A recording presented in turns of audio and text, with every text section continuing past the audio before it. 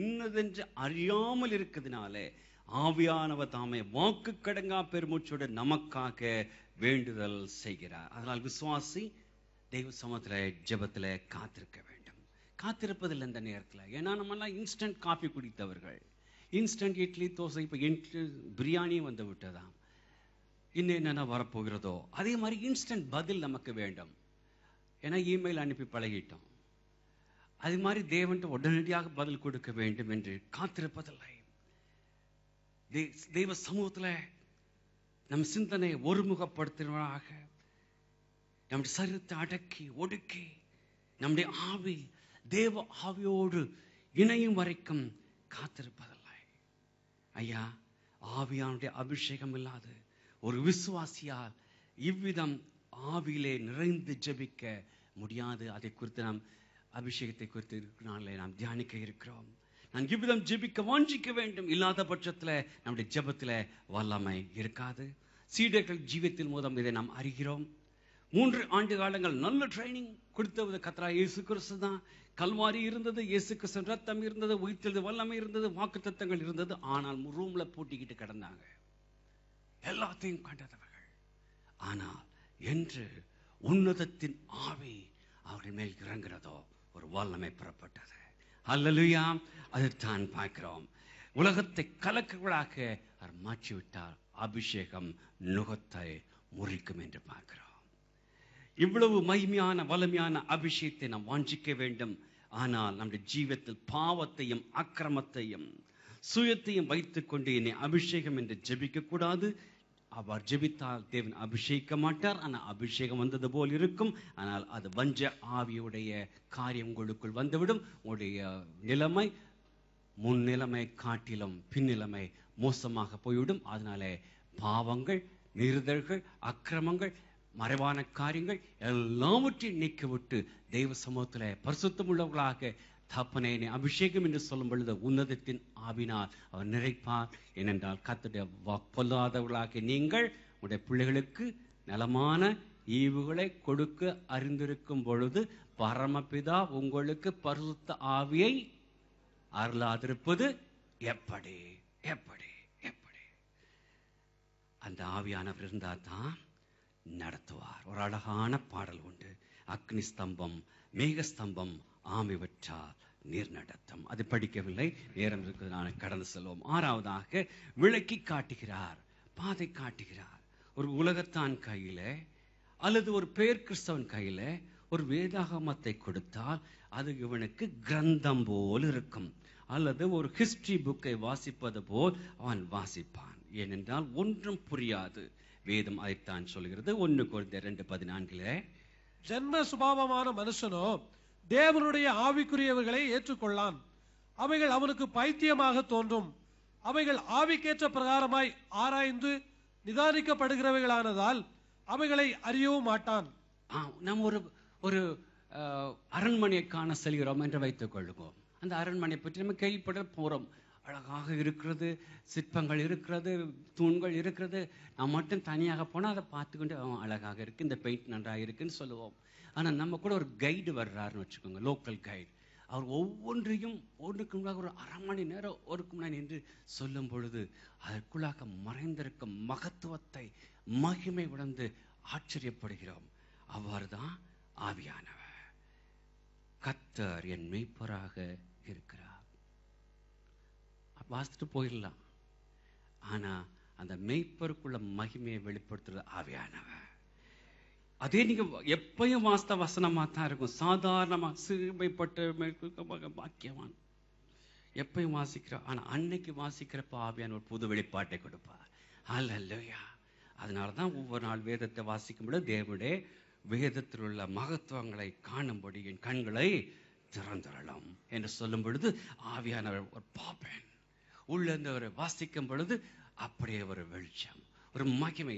அந்த நாளுக்குரிய டானிக் நமக்கு தேவன் கொடுக்க வல்லவராக இருக்கிறார். ஆம், அப்படிப்பட்ட காரியமாக நாம் இருக்க வேண்டும். அப்படி இல்லாது ஏதோ பேருக்காக நாம் வாசித்து சொல்லுவோம் என்றால் அதனாலே ஒரு பயனும் ஏற்பட போவதில்லை.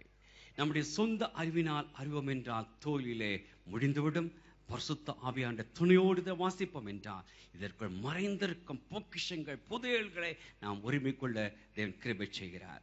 ஆவியான ஏதோ இந்த வேதத்தில் நமக்கு புரிய வைக்க மட்டுவராக அல்ல, நம்முடைய பாதை காட்டுவர்களாக இருக்கிறார்.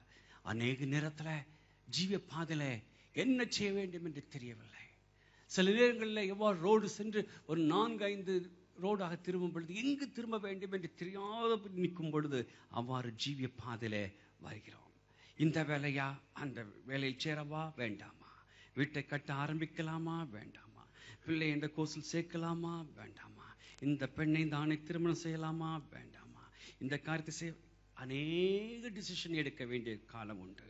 நீங்கள் மட்டும் கிறிஸ்துக்குள் இருப்பீர்கள் என்றால், தேவ ஆவியானவரால் நடத்தப்படுவீர்கள் என்றால், தேவ ஆவியானவர் உங்களுக்குள் இருப்பார் என்றால், ஏசாயா 30:21 படி நீங்கள் வலதுபுறமாய் சாயும் போதும் இடதுபுறமாய் சாயும் போதும் வழி இதுவே, இதிலே நடவுங்கள் என்று உங்களுக்கு பின்னாலே சொல்லும் வார்த்தையை உங்கள் காதுகள் கேட்கும். அதிலும் முக்கியமான ஒரு காரியம், என் விருப்பம் அல்ல உம் சித்தம் மட்டும் என்பவர்களுக்கே இது சாத்தியமாகும். அப்படி இல்லாது ஏற்கனவே நீங்கள் தீர்மானம் செய்துவிட்டு பெயருக்கு தேவட வந்து உம் சித்தம் என் ஜீவத்தில் நிறைவேற்றும், அது இதுவாக இருக்கட்டும் என்று ஜெபித்தால் ஒரு காரியத்தை நீங்கள் பெற்றுக்கொள்ள போவதில்லை. அப்படி சித்தத்துக்கு உண்மையாகவே நம்மை ஒப்பு கொடுக்கும் பொழுது நமக்கு ஏற்ற செம்மையான பாதையிலே அவர் நடத்துவார். அது ஆரம்பத்தில் கஷ்டமாக இருந்தாலும் முடிவு மகிமை உள்ளதாக இருக்கும். அல்லேலூயா. அந்த சத்தியத்தை நாம் அறிந்து கொள்ள வேண்டும். தேவனே, உம் சித்தத்தை அறிந்து கொள்ளும் கிருபையை, கீழ்ப்படுதலை, ஞானத்தை எனக்கு தாரும் தேவனே என்று ஜெபிக்க வேண்டும். நீதிமொழிகள் 3:6 உன் வழியெல்லாம் அவரை நினைத்துக்கொள், அவன் பாதையை செம்மைப்படுத்துவார். பாதை காட்டும் மாயகோவா பரதேசி யானனான். அழகான பாடலை பாடாமல் இருக்க முடியாது. பாதை காட்டும்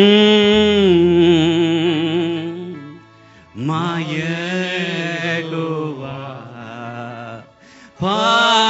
பரதேசி யானனான்.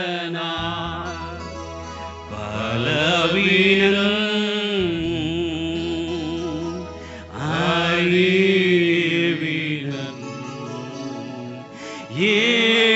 ஏவலோகம் காடுதான். பலவீனம்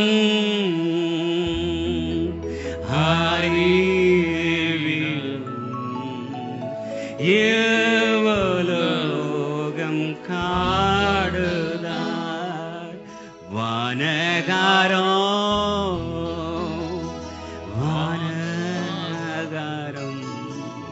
தந்து என்னை போஷியும். தேவன் சமூகத்தில் ஒப்புக் கொடுக்கும் பொழுது பாதை காட்டும் தேவனாக இருக்கிறார். கடைசியாக மறுரூபப்படுத்துகிறார், உயிர்ப்பிக்கிறார். ரோமர் 8:11 அன்றியும் இயேசுவை மரித்தோரிலிருந்து எழுப்பினவருடைய ஆவி உங்களில் வாசமாய் இருந்தால், கிறிஸ்துவை மரித்தோரிலிருந்து எழுப்பினவர் உங்களில் வாசமாய் இருக்கிற தம்முடைய ஆவியினாலே சாவுக்கேதுவான உங்கள் சரீரங்களையும் உயிர்ப்பிப்பார். ஹல்லேலூயா. இன்னொரு மகிமையான வாக்குத்தத்தம். இந்த உலகத்திலே ஒரு இடத்திலிருந்து வேறு இடத்துக்கு செல்ல அநேக வழிகள் இருக்கலாம்.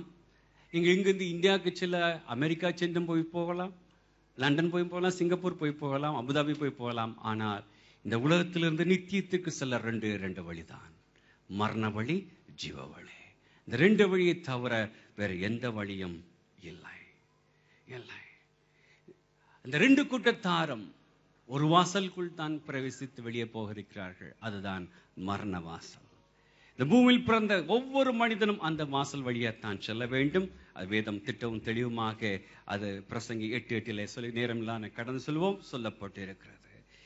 உண்மையான விசுவாசியை மறிக்கும் பொழுது அவருடைய ஆவி, ஆத்மா அந்த இடத்தில் தானே தேவனுடைய சமூகத்திலே கடந்து சென்று விடுகிறது.